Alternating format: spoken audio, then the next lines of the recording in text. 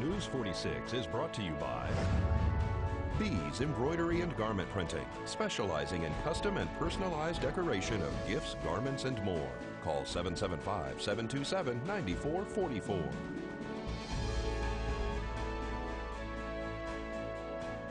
News is also brought to you by J.K. Nelson Law. Call 727-9900 today for your free consultation. If you need a lawyer, you need Nelson.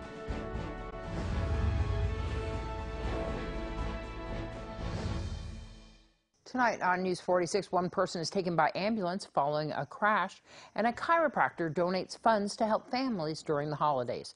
News 46 starts now. You're watching KPVM News 46 with Deanna O'Donnell.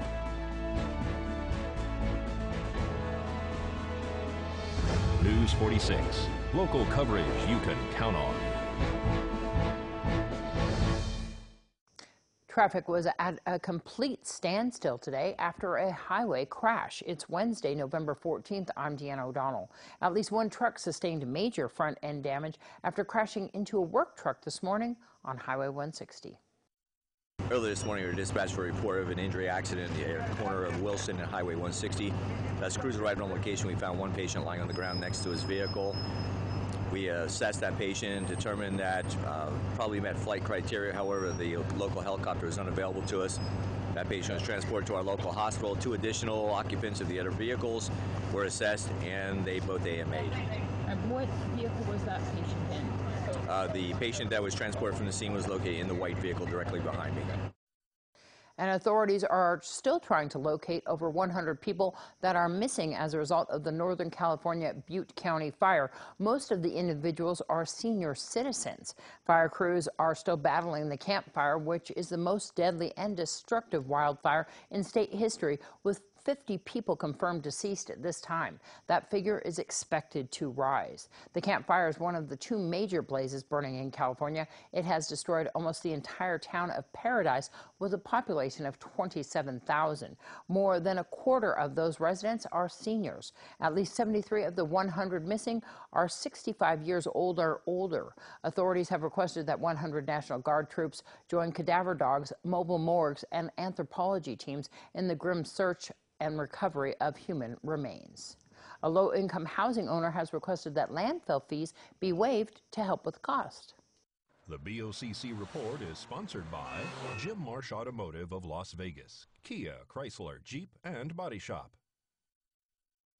Pahrump Senior Associates and the Courtyard Associates asked the Board of County Commissioners this week if they could possibly waive landfill fees. The reason for the request, according to the applicant, is because an impact to a resolution that was passed by the Commission in 2017 has impacted their financials and cash flow of the two properties that are for low-income housing. The request to waive the fees was denied by the Board of County Commissioners. Landfill maintenance fees for the owner-operator of the Pahrump Senior Associates and Pahrump Courtyard Associates.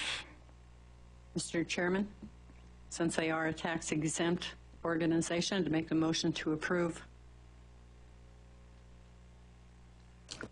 I'll second comment. A motion and a second. Further discussion. I have some concern about this setting up precedents. I don't like the idea that we raised the fees and the taxes in the first place, but I do have a little concern over that. If there's anybody that would like to make a comment or a clarification or anything on this. I would like to ask the board if they are going to be putting a time limit on this to maybe reconsider at a later date or work with this company to see how waiving the fee has impacted them or not impacted them. The only comment that I would be able to make is that I was questioned when this item came forward about setting a precedent and also about why don't they just raise the rents.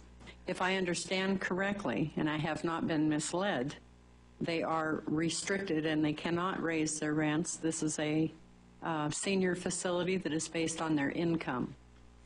So with that, that's what swayed me, is that they are on a fixed income and they have fixed rents. The other thing that swayed me is this is not setting a precedent. We have given waivers in the past for construction debris during construction or cleaning up blight areas in Tonopah. I believe we've also given waivers to construction interests in Pahrump in the past. I realize that this is an ongoing thing. Possibly Tim can offer some insights here. He's sitting in front of me, and so is Mr. Carlisle. As much as we all have compassion for anybody on a fixed income, as I'm sure I will be as well someday, the expense of operating our landfills is extremely high, and it's such a struggle to try to continue to operate our landfills on the existing footprints that we have, keeping in mind that future generations depend on us to provide them a place to be able to dispose of their trash. And again, I'm very compassionate about the cleaning up areas, properties, reducing the cost of putting trash into our landfills is not going down.